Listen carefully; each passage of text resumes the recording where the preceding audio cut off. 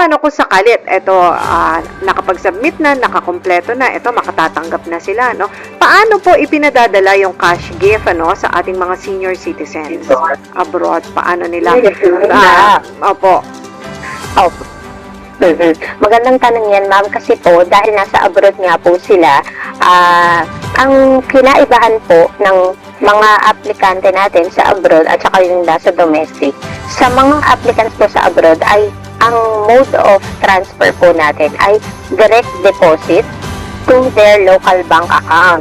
So, kapag nag-prepare po sila ng application form, sinasabay na po ng ating mga applicant yung pong pag-attach ng details ng local bank account po nila dito sa Pilipinas.